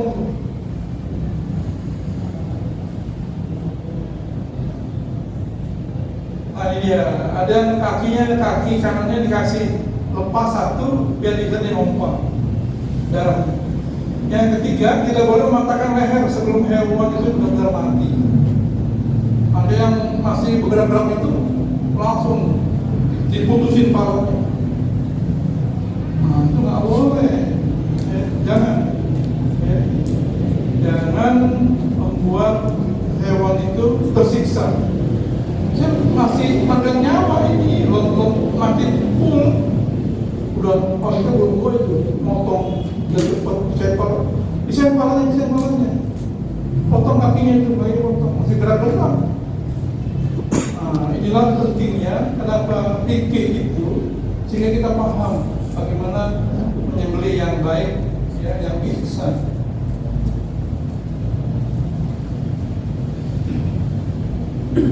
Ya, tidak menyiram membenam tubuh hewan terutama luka sembelihan. Ini juga penting diperhatikan.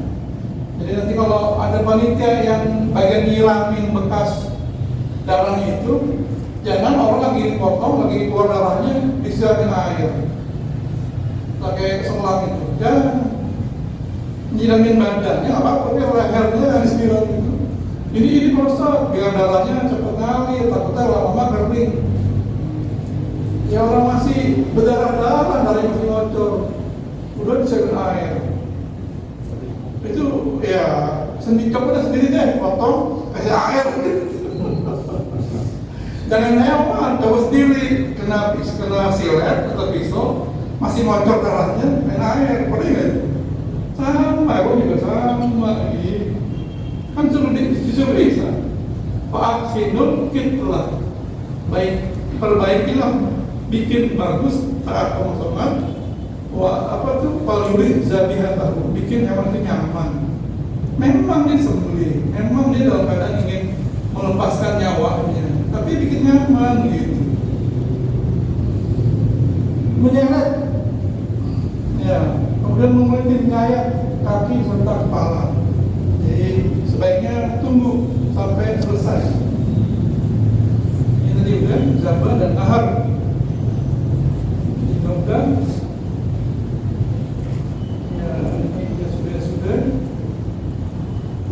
Ini doanya, ya. Allahumma taqabbal hadhihi ya. Tapi intinya sebenarnya itu aja. Bismillahirrahmanirrahim. Akbar. Nah, sebelum itu baca dulu tuh kata pengorban.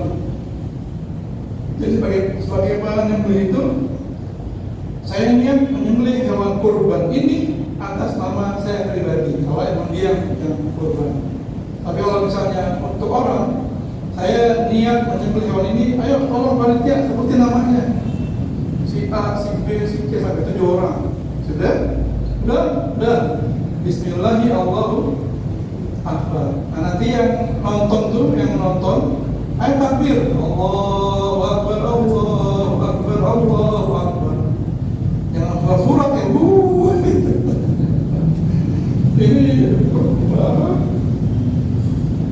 Ini ibadah apa ini? Ini kalau yang dari Sedapri Alim ini orang ini ketua Juleha, ini dia yang ngasih, ya simpen dulu ini. Ya. Bismillahirrahmanirrahim. Ini wajah enggak panjang, apa-apa. Ya. Jadi makanya pada saat hewan itu dituntun akan disembelih, akan dirubuhkan, panitia merubuhkan. Nah, yang nyembelih itu baca ini. Bismillahirrahmanirrahim. Ini wajah dari batas samawati wal ard, hanifan musliman wa ma ana minal musyrikin. Selawat Allahumma shalli ala Muhammad, Allahumma shalli ala Muhammad, Allahumma shalli ala Muhammad. Nawaitu, saya niat menyembelih hewan kurban ini untuk mana namanya? A, B, C, D, E, F, G, H, I, J, H. Bismillahirrahmanirrahim, Allahu Akbar. Oh, selesai nyembelih, jangan langsung kabur ya. Kabur. Baca doa. Allahumma hadzi minka wa ilaika fataqabbal hadhihi al-udhiyah ni'matan minka alayya wa taqarrabtu biha fataqabbalha ya Allah. Ya Allah, terimalah kurban fulan bin fulan bin fulan. Baru pindah. Ada nggak yang kayak gitu? Kalau kabur banyak. Nah besok mulai tahun ini dan seterusnya setelah menyembelih jangan langsung kabur. Doain, ya Allah, terimalah hewan kurban bulan. Terimalah ya Allah. Udah. Walaupun dalam bahasa Indonesia.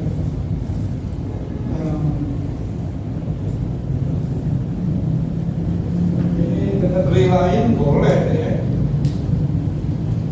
Baik, bolehkah menyembelih hewan kurban untuk orang yang sudah meninggal dunia? Nah, ini ulama juga berbeda pendapat. Ada yang membolehkan, ada yang tidak membolehkan. Karena memang ketentuan kurban itu adalah buat orang yang masih hidup. Ya, tapi kalau misalnya ingin menghadiahkan orang tuanya, ya, orang tua saya meninggal, Ustaz, saya berrezeki nih, ya, bapak saya, ibu saya, kakek saya, nenek saya sertakan dalam kurban ini, boleh, karena itu adalah sedekah. Kalau misalnya tidak boleh, tentu Nabi bilang haram. Kan berarti doanya gitu kan? Allahumma hadza min Muhammad Nabi masih hidup, wa ali Muhammad. Mungkin keluarga Nabi itu bapaknya Abdullah, ibunya Aminah, kan itu. Berarti dia udah meninggal kan? Wa ummati Muhammad, dan juga buat umatnya Nabi Muhammad. Ya tentu ya pahalanya, ya pahalanya. Jadi kalau orang yang sudah meninggal, kecuali dia berwasiat. Kalau dia wasiat, besok kalau bapak meninggal, ya tolong kontrakan itu uangnya beliin kambing ya buat kurban. Ya udah, siap. Bapak udah wasiat. Tapi kalau dia nggak wasiat apa-apa, enggak wajib. Pernah wasiat? Nggak pernah, Pak Ustaz. Iya, masih hidupnya. Dia nggak pernah minta untuk beliin hewan kurban. Ya sudah, nggak usah dikurban. Kalau dia wasiat, potongin. Ya, tapi ya kalau memang rezekinya ada, kalau dia nggak ada, ya enggak.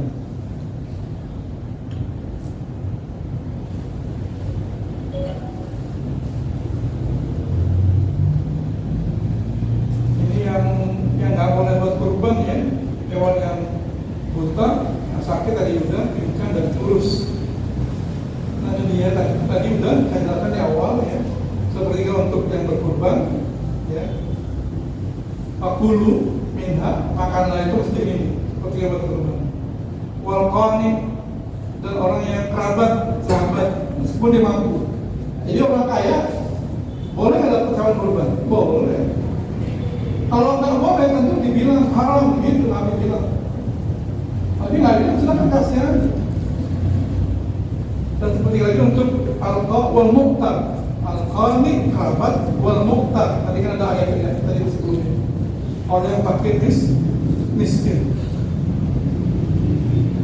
Sudah. Ya, jadi panitia hanya sebagai wakil dari mutawdi ya untuk dibagi-bagikan ya. Meskipun nanti panitia sendiri dapat juga. Masa buat orang panitianya dapat, boleh nggak panitia dapat hewan kurban?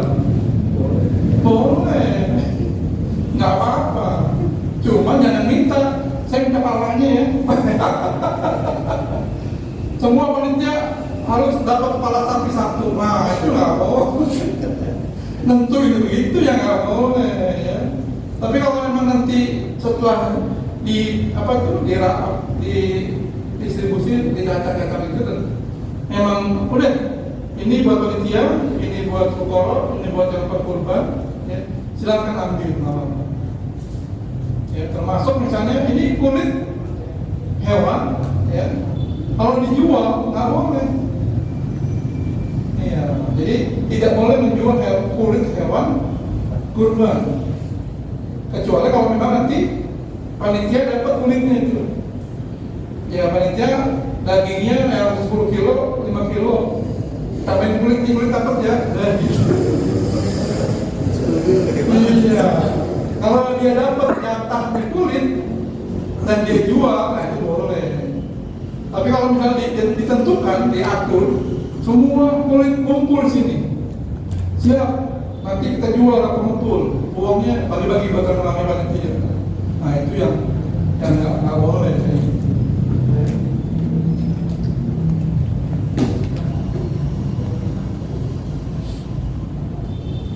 Nah ini dia, apakah catatan? Ya, kalau menurut mazhab Hanafi wajib. Fasalli di rabbika wanhar, dan caranya itu. Kemudian, waman lau sa'atan falam yuzafi falai korbanna musallan.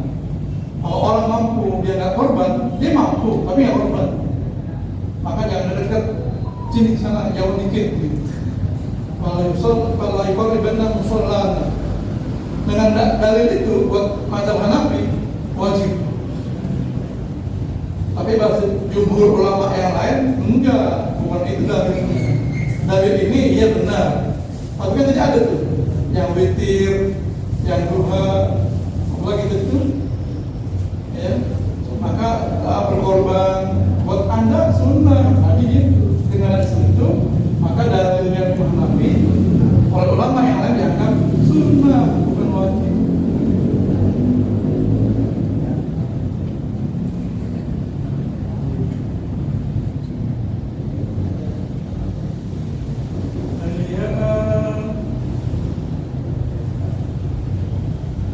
Tapi tidak wajib ya. Dan Nabi nggak mewajibkan. Soalnya kalau Nabi mewajibkan kurban, agak berat juga. Kan itu pakai biaya kan? Iya kalau mampu, kalau mampu. Kalau yang namanya wajib dikerjakan dapat pahala, nggak dikerjakan dosa. Berarti kalau saya korban dosa orang saya gitu. Ya saya gimana mau korban, makan aja dan kumis. Pakai segala mau korban, saya nggak mampu. Tapi kan wajib.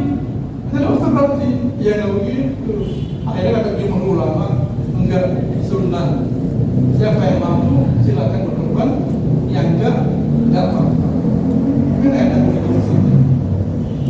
Tapi tentu nanti kalau yang mazhab Hanafi ini, barangkali dia mampu itu yang punya sama seperti zakat.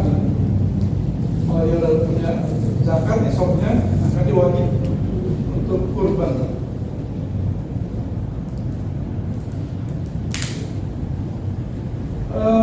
Saya rasa selesai. Nah, ini materi yang bisa saya sampaikan tentang beberapa hal ketentuan dengan berkaitan dengan ibadah fikih praktis. Ya. Jadi saya mohon maaf apabila bahasanya agak sana kemari, tapi jelas kita bisa ambil beberapa hal yang perlu menjadi catatan buat kita. Ya. Apakah nanti kita sendiri yang berkorban atau kita wakilkan korban itu kepada panitia. Kemudian panitia bukan sebagai pemilik mutlak, dia hanya sebagai wakil. Oleh yang namanya wakil itu harus sepertujuan mendapat persetujuan dari sahibul kurban. Jadi bukan dia yang mengatur, tapi disetujui oleh sahibul kurban. Jadi kalau nanti panitia ingin hal-hal yang berkaitan dengan kurban itu, tali, upah, dan sebagainya, minta aja. Dan yang kurban harus paham juga. Ya udah, apa saya tambahin nih? Apakah 100 atau 200? Bahkan ada yang minta 1 juta. Kalau kambing atau kerbau itu 1 juta ya, karena ini kan 7 orang nih. Kalau sapi ya apa 100 atau 200. Tapi nanti insya Allah kita akan lanjutkan.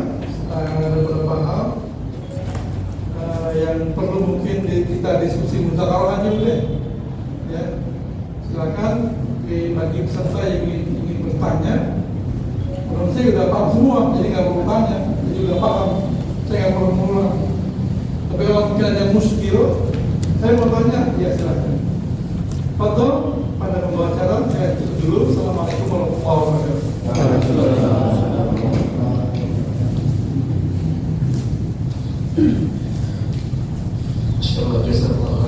Ustaz atas materi yang disampaikan, materi yang sangat bermanfaat sekali bagi kita semua calon-calon para penyembelih halal, insyaallah. Ya, untuk materi selanjutnya, untuk pembahasan selanjutnya kita langsung tanya jawab aja Ustaz, sampai menjelang waktu zuhur, mungkin setengah 12:30. Ya, kalau ada pertanyaan silakan. Kalau enggak, kita break dulu. Fadil bagi peserta yang memiliki pertanyaan terkait dengan materi yang telah disampaikan Ustaz atau mungkin pertanyaan lain, kami persilakan langsung angkat tangan. Izin satu Ustaz. Fadil Terkait dompres kambing atau sapi, misalkan kan kalau untuk yang biasa dijual di sini kan pengiriman dari jauh ya Ustaz ya. Biasanya itu kan kalau kayak kambing, misalkan kambing dari Jawa itu kalau dalam proses pengiriman ke Bekasi itu kan kadang matanya tuh rusak gitu Ustaz. Tapi sebenarnya itu nggak buta karena kena angin gitu. Itu gimana itu Ustaz?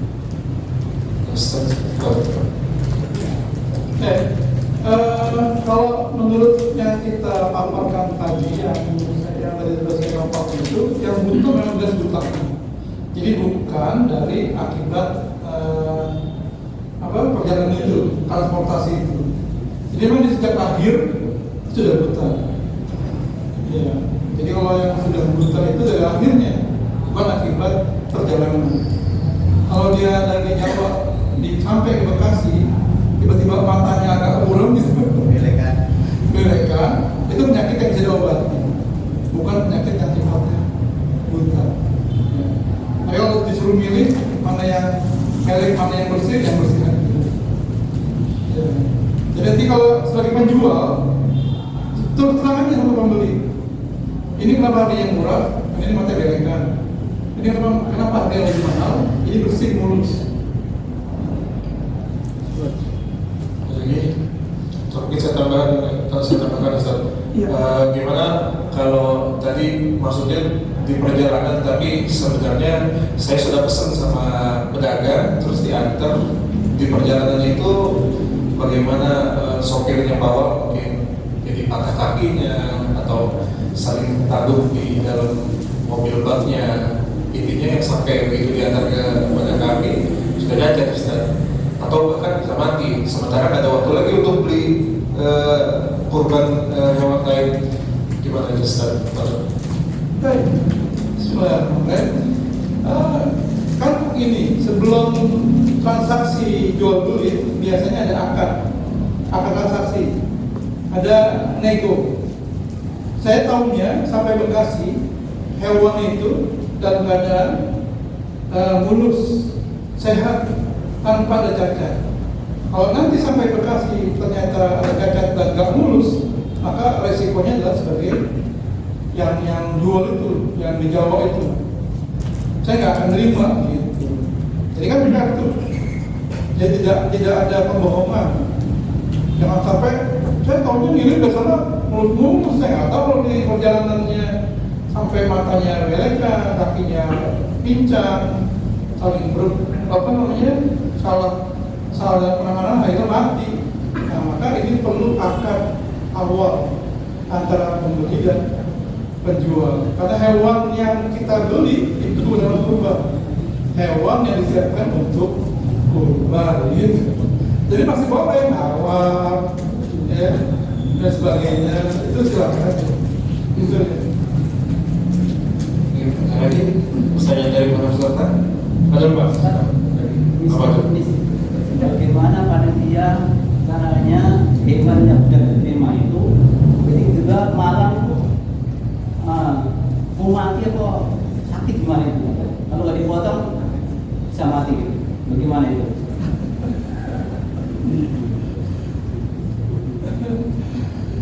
Baik, terima kasih ya.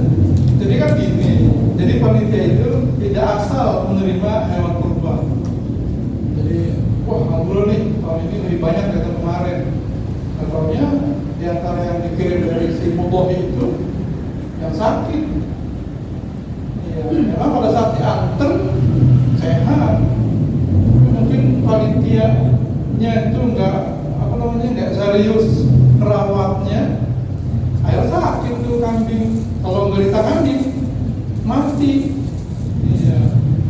Ya karena ketentuan fikihnya hewan kurban itu disembelihnya adalah pada saat setelah selesai sholat Id itu, maka panitia menghubungi sohibul kurban, Pak, ini kambing gimana ini?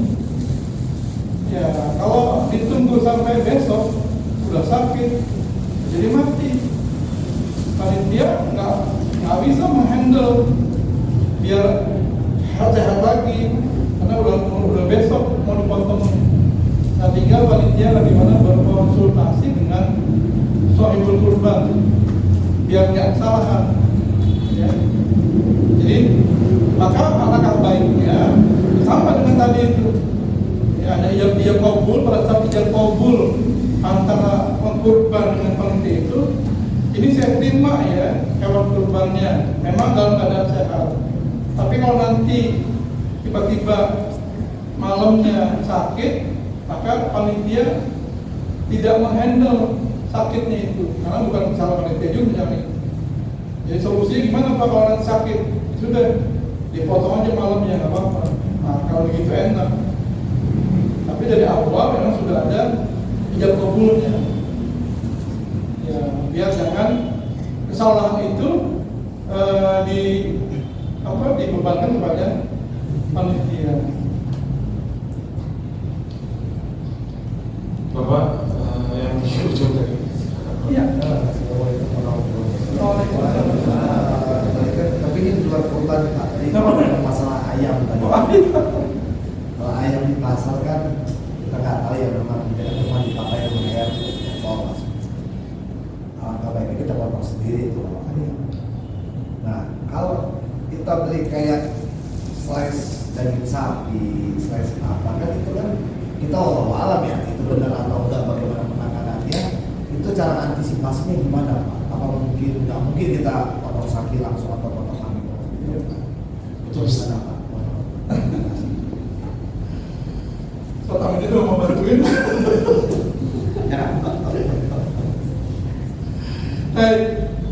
Untuk hewan yang daging sapi, kemudian kerbau yang di mall-mall itu kan, ya tentu biasanya itu sumbernya dari RPH, rumah pemotongan hewan. Rumah pemotongan hewan. Sini nggak tahu di mana lokasi. Ada. Nah, itu tanya Pak Haji Makali, dia tahu tempatnya. Biasanya yaitu menggunakan bacaan juga Bismillahirrahmanirrahim. Kecuali kalau yang impor dari sana, tapi biasanya juga sama dari luar negeri, New Zealand, Australia, Amerika. Biasanya itu mereka punya asosiasi penjamin mutu halal. Ya. Jadi kalau dipastikan bahwa Indonesia sudah bekerja sama untuk impor daging dari negara Eropa ke Indonesia ini, maka konsekuensinya mereka harus menyediakan agar yang bisa melabellisasi daging yang dikonsumsi itu itu adalah hewan yang halal. Jadi kita khususkan aja, insya Allah ini sudah disertifikasi oleh lembaga yang kompeten di negaranya. Kalau di Indonesia sudah pasti, ya di RPH insya Allah halal. Kalau dari New Zealand, Australia, Amerika, atau kalau dari Israel jangan.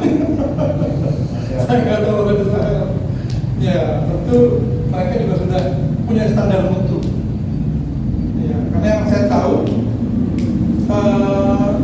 ada orang Juleha yang sudah bersertifikasi.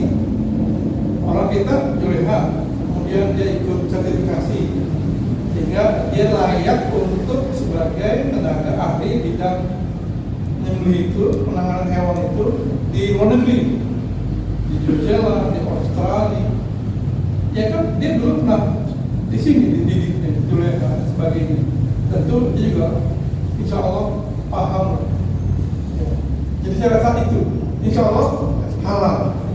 Karena ini nggak mungkin mau makan daging sapi, motong daging sapi. Kebanyakan. Saya ada lagi peserta. Ya, betul Pak. Dan begini, kan nggak semua panitia itu nggak semuanya bisa menangani sapi gitu ya. Dalam arti katanya tadi pingsan, maka tetap aja harus dipegang, harus diikat. Kalau nggak itu ntar dia pasti dipotong dan kontak-kontak, karena kena masepak apa gimana gitu. Itu tetap harus diikat, harus dipegangin gitu. Nah yang namanya pingsan itu seperti apa? Oh, Tetap harus dipegangin, harus diikat, harus diikat. iya betul. Kalau nggak dipegang kabur dia. Ya, makanya ini kalau hewan itu nanti kalau yang liar misalnya tiba-tiba nggak dipegangin kan, kabur, nyebur sumur. Gimana nih mau diangkat berat, mau dipotong pakai pisau udah nggak mungkin. Ya udah, gimana caranya? Pokoknya hewan itu meninggal itu aja udah. Mau ditumbak, mau ditembak. Iya, karena darurat. Jadi yang bisa dihandle itu yang jinak. Tapi kalau yang liar, udah diikat, kabur lepas pegangan itu, putus tali. Nah, akhirnya dia mana-mana. Ya kalau membahayakan orang lain, dipanggil polisi, tembak. Tembak polisi, tembak tuh. Sapinya itu, kabur itu, liar dari hutan memang. Dari hutan dibawa ke sini. Ya, udah biasa di hutan kalau liar dia. Mau dipegang, ada yang bisa handle, ditangkap oleh dia, dia bisa tangkap. Sudah ada Pak polisi tak bawa senjata. Bismillah ya Allah Akbar, dia mati halal. Yang begitu halal. Nah sekarang bagaimana ini hewan yang sudah jinak? Ya tentu ya dilepas. Tentu yang namanya ihsan itu yang tadi itu dengan tanpa menyiksanya dengan berlebih-lebihan. Yang tadi itu udah diikat hewan itu, ditambahin kayu biar dia lebih kuat lagi itu. Apa begini itu ya nggak ada salah untuk dia bisa menggerakkan anggota badan. Ya kan kalau ini yang udah diikat depan belakang kan udah aman insya Allah. Kecuali udah lepas ya. Nah orang tadi kan memang seharusnya ada dilepas. Tentu dilepasnya itu ya, yang satu itu ada yang narik juga. Ya nanti begitu ditarik kan jatuh, kalau tarik ya.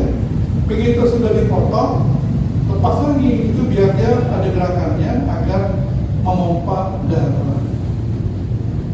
Jadi ihsan dalam hal ikatnya, penanganan menghandle untuk merubuhkan itu pun juga perlu ihsan juga.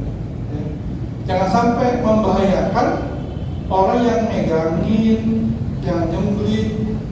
Itu kalau nggak hati-hati, tanduknya itu tuh naik ke atas, begitu megang bisa kena perutnya. Ada kasus tuh. Saya pernah lihat, kenapa Pak Ustadz matanya ini kemarin waktu nonton begini. Sampai tak bau gitu, air kena mata ini, untung nggak buta, ini aja, ya, malah jidatnya. Jadi yang megangin palanya itu takut. Nah, hewan dia paham mana orang yang handle takut dengan orang yang handle berani, main kot-kotan itu. Kalau yang megangin takut, udah kabur, lebih kuat nih hewannya. Tapi kalau yang menghandle megangnya berani, tunduk dia. Ya, macam-macam dia. Itu Pak ya. Gimana masih muskil? Ya jadi tetap aja harus ada diikat kan, harus Iya, tetap. Dia berotak-otak kakinya keserpak, kan ada juga yang di video atau keserpak sampai meninggal. Iya. Ada. Ya itulah karena panitianya tidak safety. Ya, tidak safety. Ikat benar Pak, ikat dia. Tapi jangan diikat itu terlalu sampai berlebihan. Tadi maksud saya itu tetap diikat, Tapi yang sampai benar-benar jadi itu dalam arti diikat juga iya, ditambahin kain juga. Pernah lihat nggak di videonya kalau di YouTube ya pakai bambu, kayu gitu, kemudian ditindihin juga. Nah, oleh saya itu yang keisan itu. Kalau diikat dalam rangka untuk menjatuhkan, merobohkan, insya Allah selesai. Nah, nanti ada tekniknya ya. Jadi ada berikut teknik cara merobohkan hewan. Ada lagi teknik tuh yang pakai ini Pak, dia diikat nih. Jadi urat-uratnya dia jadi dia mati, nggak bergerak, dia langsung ya pas dikata ditarik lah dilihatin ke sini, dia langsung jatuh sendiri, nggak usah pakai cuma satu orang nggak cukup tuh pakai yang metode tali itu kan. Nah itu kan dia aliran darahnya itu kan nggak ditutup gitu, kalau pas habis dipotong kan karena di itu jadi darahnya keluarnya nggak maksimal gitu. Paham maksudnya? Iya, nggak apa-apa. Ya. Ya, jadi emang tadi teknik cara merubuhkannya ada yang model itu tuh. Ya, yang model ikat sehingga kejepit, ya, sehingga dia rubuh sendiri. Kalau lihat video, gampang bener ya. Oh begitu caranya. Coba besok praktekin. Kalau bisa, alhamdulillah. Kalau memang yang di video itu emang dia udah biasa, udah jinak, jadi gampang, seret, Kalau yang model-model sapi dari Sumbawa, NTT, Bali, wah tenaga ya, Allah alam deh. Ya, jadi gini, bangsa itu ada teknik untuk merubuhkannya saja. Kalau dia udah rubuh, kemudian kaki empatnya sudah diikat, ya sudah dikendorin. Biasa gitu kalau saya kendorin lepas, biar dia bisa nggak diikat lagi di sini. Ini udah diikat sini, tetap ditarik, ayo tarik. Yang ada berdetak lagi ya, udah sampingnya kurus, kamarnya udah nggak benar apa-apa. Jadi maksud saya itu, Bang. Jadi kalau saya biasanya benar pakai itu caranya, rubuh, ikat empat kakinya. Apakah mau sendiri-sendiri atau mau digabung, misalnya itu digabung jadi empat satu. Setelah itu, yang tadi itu tuh kendorin lepas. Ya, gitu. Ada lagi yang lain? Maksudnya MC juga minggir. Ustaz, jika nanti kan seumpamanya penyembelihan itu di bawah lak-lakan sampai melebihi pangkal pusat pemotongan, kan secara otomatis saluran darah dua itu kan berpisah.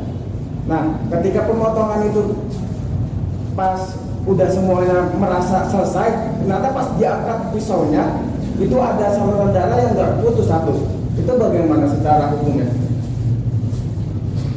Ya, dalam fikih itu standar minimal adalah hulqum dan marid. Apabila hulqum dan marid sudah terputus, maka sah penyembelihan itu, walaupun tanpa memotong dua urat kiri kanan wajidain. Karena itu urat tadi ya, yang di leher itu. Ya, makanya nanti ini sebaiknya yang motong itu adalah memang orang yang memiliki kemampuan menyembelih. Kalaupun dia orang baru, mudohi, sahibul kurban, dia mau motong diri, dia sudah terpunya belum Ustaz, ajarin. Nanti dikasih komando, di titik mana dia menyembelihnya itu. Jangan dia baru motong, gampang potong. Terserah gimana caranya. Nanti dikasih tahu di sini ya, di garis ini ya. Ya, ini ya garisnya. Di sini Pak nanti potongnya. Ya. Nah, makanya sebelum potong kan ada ancang-ancang dulu kan. Persiapan. Oh ya, sudah. Udah tarik. Bismillahirrahmanirrahim. Jangan diajak-ajakan. Sudah, belum terus yang lain tambahin. Seperti. Nah, gitu caranya. Jadi nggak langsung mana, nggak begitu juga. Kalau emangnya orang baru, kalau yang udah paham ya, udah biasa nih di sini pasti. Nah itu untuk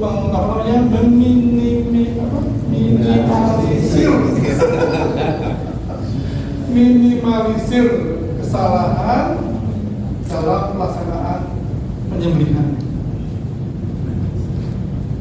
Oke, kalau untuk masalah teknik kayaknya mungkin Ustadz Aminuddin lebih pengalaman banyak beliau ini. Itu dia tiga.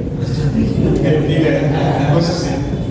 Biar para jemaah dan para peserta nanti bisa ikut lagi di MP3 ya. Kita ada pertanyaan lain lagi terkait fikih. Ya, silakan. Ustaz, mungkin tadi ada pembahasan kurban hadiah ya. Oh iya, ada itu. Dari perusahaan ormas atau hotel kan itu kan tanpa ada orang yang punya, bisa kan ada yang suruh dia disebutkan atas nama hadiah, hukumnya apa? Boleh atau tidak? Misalkan dari si A diutus oleh perusahaan Pak berikan ke polsek atau ke musola, ini kan tidak ada nih atas namanya. Saya ini saja pakai nama ini, sama saya misalkan, itu hukumnya diperbolehkan atau tidak? Iya. Kalau dia hewan hadiah, kan tadi itu boleh dipotong malamnya itu, karena tanpa ada nama. Tapi kalau misalnya dipotongnya pas pada saat tadi setelah sholat Id, daripada ini cuma daging nggak jelas juntrungannya, karena hadiahnya orang sah, karena kita menyembelih menggunakan syahadat Bismillahirrahmanirrahim Akbar gitu. Ya maka boleh. Ya untung juga ya nyembelih ya. Buat nama saya nih, saya nggak korban. Itu boleh. Ya, karena nanti dia jadi kurban. Kalau perusahaan itu menentukan, ya perusahaan itu menentukan korban ini sama direkturnya. Nah, berarti dia yang korban. Walaupun pakai duit perusahaan. Ya. Atau udah nama kamu itu yang antar OB-nya, OB. Ya udah dia korban nanti OB-nya. Walaupun dibeliin oleh kantor bayarin. Ya alhamdulillah Pak, besok lagi ya Pak gitu. Bisa kok Pak. Itu jawabannya. Jadi sah ya. Kalau dipotongnya pada saat Idul Adha, hari motong itu setelah sholat Id, maka itu jadi ibadah kurban. Tapi kalau enggak juga, sah juga, tapi hanya daging hadiah yang halal itu dimakan. Ada lagi dari peserta atau Bang ngomong? Jadi kita ada pertanyaan yang disampaikan.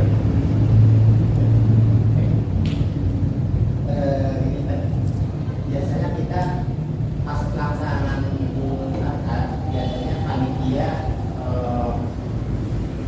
banyak juga, ada misalkan 20-30. Nah, biasanya dari panitia itu inisiatif udah dipotong duluan, ini untuk dimasak. Nah itu gimana kan? Ini potong duluan itu bukan sendiri. Iya, jadi untuk dimasak makan siang. Iya. Ambil daging dari hewan kurban. Nah kan itu sebetulnya bukan haknya panitia. Iya. Tapi itu panitia memutuskan seperti itu. Itu gimana? Baik.